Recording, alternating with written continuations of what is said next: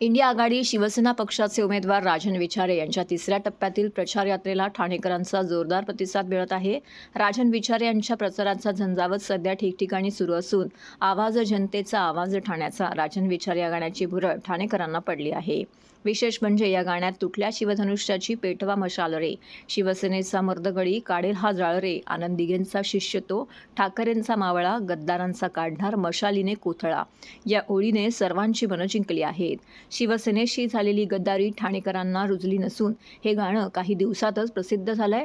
Social मीडियावर या गाण्याने कल्लोळ उठवला असून तुफान व्हायरल होत आहे. तसेच बच्चे कंपनीच्या मुखात देखील याच गाण्याचे शब्द गुणगुणले जात आहेत. दरम्यान महाविकास आघाडीचे उमेदवार राजन विचारे यांच्या प्रचाराचा धडाका सुरू आहे. सोमवारी ठाण्याच्या घोडबंदर भागात रथयात्रेचं आयोजन करण्यात आलं होतं. या रथयात्रेचा शुभारंभ रुडाज हिरानंदानी इस्टेट येथून पुढील भागामध्ये झाला. तर यामध्ये मोठ्या संख्येने कार्यकारी सदस्य देखील सहभागी झाले होते. महाविकास आघाडीचे पदाधिकारी व कार्यकर्ते यांची येथे उपस्थिती लाभली. तर येत्या 20 मे रोजी प्रचंड मतांनी विजयी करण्याचं आवाहन यावेळी इंडिया आघाडीच्या नेत्यांनी केलं आहे.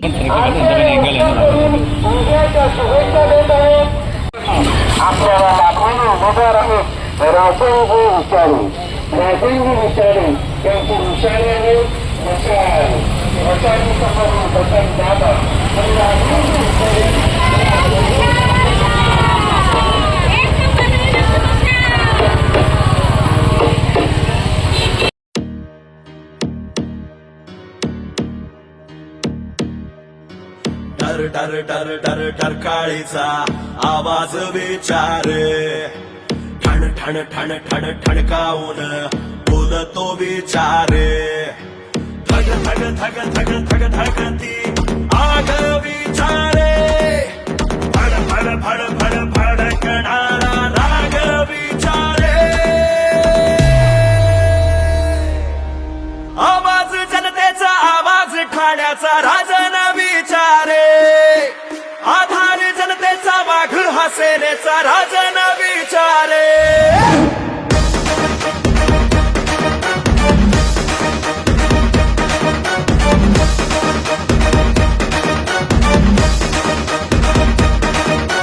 आवाज जनतेचा आवाज ठाण्याचा राजन विचारे, आधार जनतेचा वाघ हा सेनेचा राजन विचारे.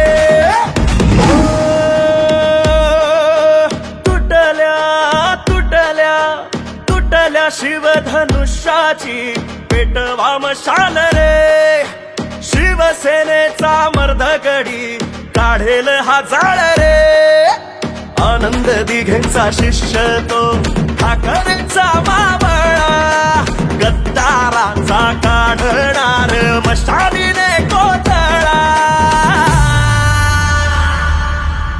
आवाज जनतेचा आवाज ठाण्याचा राजन विचारे, आधार जनतेचा वाघ हा सेनेचा राजन विचारे.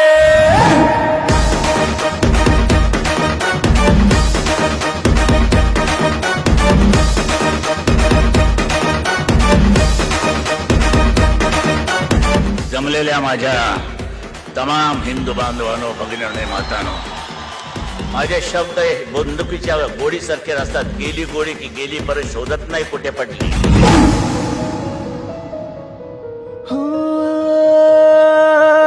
प्रगतीचा ध्यास त्याचा, विकासाचा कास त्याचा, जनतेच्या अडचणीत मदतीचा हात त्याचा. मानले दैवत बाळासाहेब ठाकरे, भ्रष्टाचार्यांना त्याचाच ठाकरे, दिसे खऱ्या नेत्याची त्याचाच झाकरे. जय भवानी जय शिवाजी करू सुरुवात रे, लढू एक साथ रे, लढू एक साथ रे, लढू एक साथ रे. डर डर डर डर डरकाळीचा आवाज विचारे, ठण ठण ठण ठण ठणकावून बोलतो विचारे, धग धग धग धग धग धगती आग विचारे, फड फड फड फड फडकणारा राग विचारे. आवाज जनतेचा आवाज ठाण्याचा राजन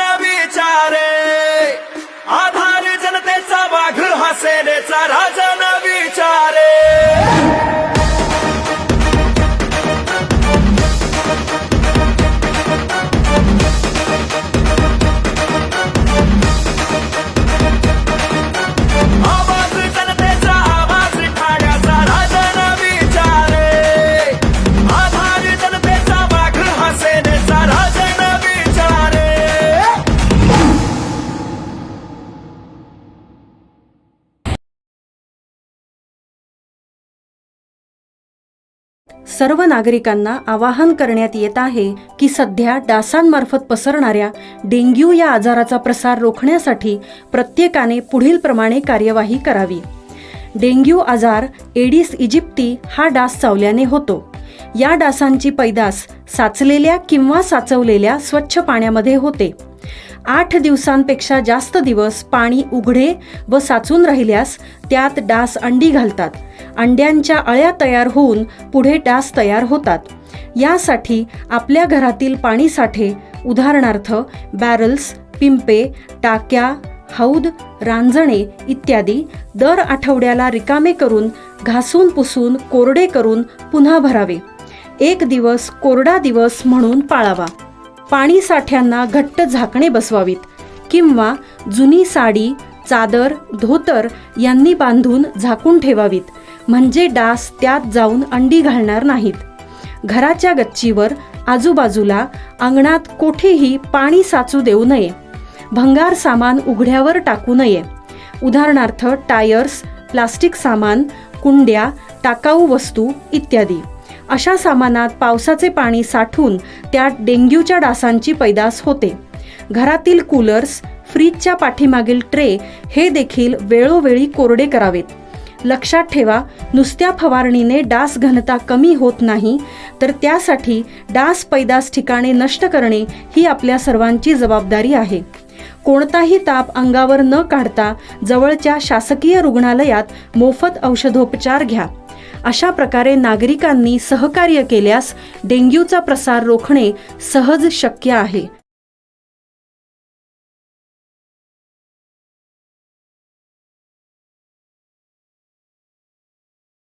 नरेश म्हस्के यांच्या प्रचारासाठी सिने अभिनेते गोविंदा ठाण्यात. शिवसेना, भाजप, राष्ट्रवादी काँग्रेस, मनसे, रिपाई व मित्रपक्षांच्या महायुतीचे शिवसेनेचे उमेदवार नरेश म्हस्के यांच्या निवडणूक प्रचारार्थ काल सायंकाळी ठाणे विधानसभा क्षेत्रातील ढोकाई, कोलशेत, बाळकूम इत्यादी भागातून ठाणे शहरात प्रचार फेरी काढण्यात आली. यावेळी प्रसिद्ध सिने अभिनेते गोविंदा यावेळी उपस्थित होते. भारतीय जनता पक्षाचे ठाणे जिल्हा अध्यक्ष संजय वाघुले, ज्येष्ठ नगरसेवक देवराम भोईर, संजय भोईर, भाजप महिला अध्यक्षा स्नेहा पाटील, शिवसेना महिला आघाडीच्या अध्यक्षा मीनाक्षी शिंदे व इतर मान्यवर पदाधिकारी मोठ्या संख्येने येथे उपस्थित होते. त्याचबरोबर कार्यकर्त्यांचा देखील उत्स्फूर्त असा प्रतिसाद या रॅलीला पाहायला मिळाला.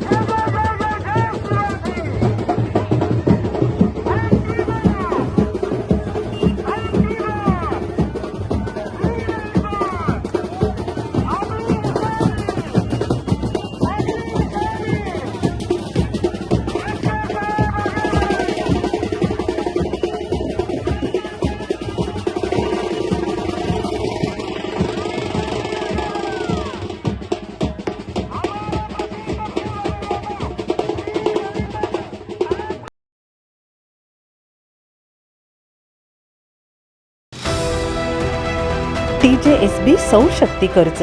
Go green. करा वीज बिलावर बचत. आकर्षक व्याजदर, 84 महिने परतफेड कालावधी, 80% लोन. व्यावसायिक आणि उद्योजकांकरता सुद्धा. अधिक माहितीसाठी तुमच्या जवळच्या शाखेला भेट द्या किंवा संपर्क साधा. 1800-223-466 आणि 1800-266-3466.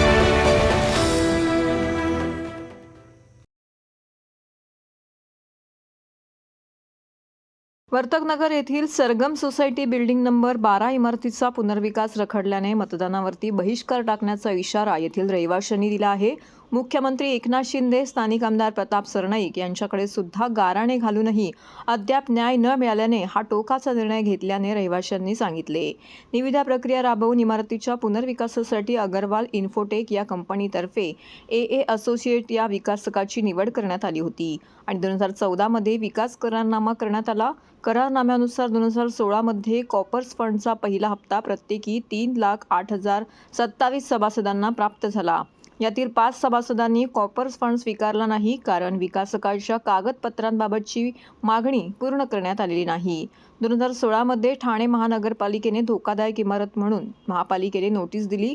याबाबत दूरध्वनीवरून विकासकाला अवगत करण्यात आले. त्यावर विकासकाने सर्व घरे खाली करा, मी तुम्हाला भाडे सुरू करतो असं दूरध्वनीवरून सांगितलं. त्यानुसार 27 भाडेकरूंनी आपली घरं रिक्त केली, तर उर्वरित 5 भाडेकरूंनी आपली घरे खाली केली नाहीत. 2017 मध्ये ठाणे महानगरपालिकेने सदर इमारत धोकादायक घोषित करून उर्वरित 5ही सभासदांना घरे खाली करण्यास भाग पाडले. इमारत खाली केल्याने सर्व सभासद विखुरले गेले आणि त्यामुळे काही वर्ष अशीच गेली. त्यानंतर सर्व सभासदांनी एकत्र येऊन विकासकाला कायदेशीर नोटीस देण्याचा देखील प्रयत्न केला. 2020 मध्ये नोटीस देण्यात आली आणि सदर नोटीसीला उत्तर देताना विकासकाने म्हटलं की 5 सभासदांनी घरे रिक्त न केल्याने तसेच इमारतीच्या जागेतील देवळाचा प्रश्न न सुटल्याने पुनर्विकास रखडला आहे. विकासक पुनर्विकासाचे काम करण्यास तयार आहेत यावर सभासदांनी विश्वास ठेवला, परंतु त्याने काहीच न करता 1 वर्षाचा कालावधी वाया घालवला. त्यानंतर विकासकाने 2022 मध्ये विकासकाने माझे व माझ्या भागीदाराचे बिनसले असल्याचं मी तुमचं काम करू शकत नाही असं लेखी स्वरूपात कळवलं. याचवेळी विकासकाने NOC करिता 11,000 रुपये करोड इतक्या रकमेची मागणी केली. अशा प्रकारे विकासकाकडून वर्तकनगर येथील इमारतीत रहिवाशांची फसवणूक झाली असून त्याने त्यांना कात्रीत पकडला आहे. 2016 पासून या इमारतीतील रहिवाशांनी बेघर झाले असून भाड्यापोटी 1ही रुपया त्यांना दिलेला नाही. तरी आमच्या या तक्रारीची दखल घेऊन आम्हाला न्याय मिळवून द्यावा, अन्यथा मतदानावरती बहिष्कार टाकणार असा इशारा रहिवाशांनी दिला आहे. सभापतींवर बहिष्कार, लोकसभा मतदानावर बहिष्कार, हक्काचं घर मिळालंच पाहिजे. सभासद आहे, हे सगळे आमच्या सोसायटीचे सभासद आहेत. आज 8 वर्ष झाली आम्ही घराच्या बाहेर आहोत. 2014ला एग्रीमेंट झालंय आणि 2016 साली आम्ही घरं सोडलेली आहेत. बिल्डरने आम्हाला 1ही रुपया भाडं दिलेलं नाहीये. आम्ही आमच्या स्वखर्चाने भाडं भरून बाहेर राहत आहोत. आमची परिस्थिती काय आम्हाला माहितीये आणि आम्ही सगळीकडे फिरून आलो. आम्ही आमचे स्थानिक नगरसेवक झाले, आमदार, पदाधिकारी, मुख्यमंत्री साहेब, आम्ही सगळ्यांकडे फेऱ्या मारून झाल्या. शेवटी आता आम्ही कंटाळलो, खूप फेऱ्या मारून झाल्या, पण आम्हाला कुठूनही न्याय मिळत नाहीये. म्हणून आम्ही आता ठरवलंय की आम्ही यावर्षी मतदान करणार नाही आणि जोपर्यंत आम्हाला न्याय मिळत नाही आम्ही पुढची कुठलेही मतदान आम्ही यावेळेला करणार नाही. सगळ्यांनी बरोबर आहे? सगळ्यांचं बरोबर.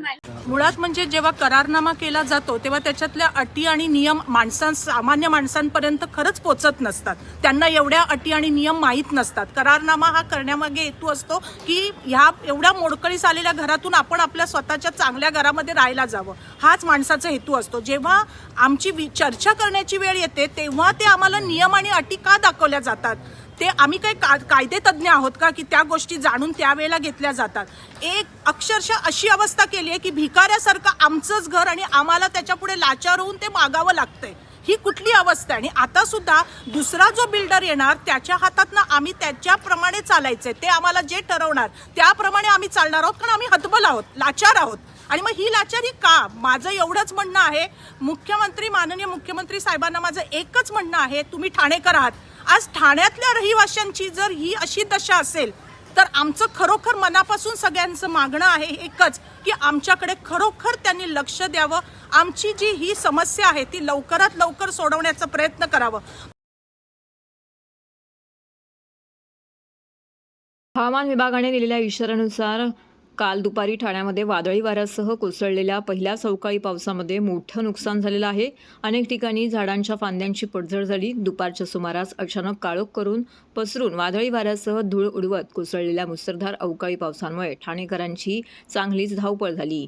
सायंकाळपर्यंत 25 मिलीमीटर कोसळलेल्या या पावसात पत्रे उडाल्याच्या 4 ते 5 घटना घडल्या.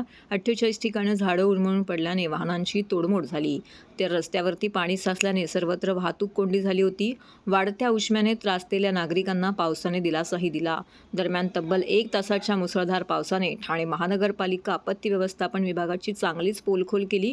आपत्ती व्यवस्थापन पूर्णपणे ढेपाळल्याचा आरोप समाजसेवक डॉक्टर राजेश मडवे यांनी केलाय. गेल्या काही दिवसांपासून वातावरणामध्ये उष्मा होता. अचानक काल दुपारच्या सुमारास पाऊस आल्याने नागरिकांची चांगलीच त्रेधा तिप्पट झाली. पाऊस कोसळायला सुरुवात झाली. बेसावध असलेल्या ठाणेकरांची या पावसाने त्रेधा तिप्पट उडवली.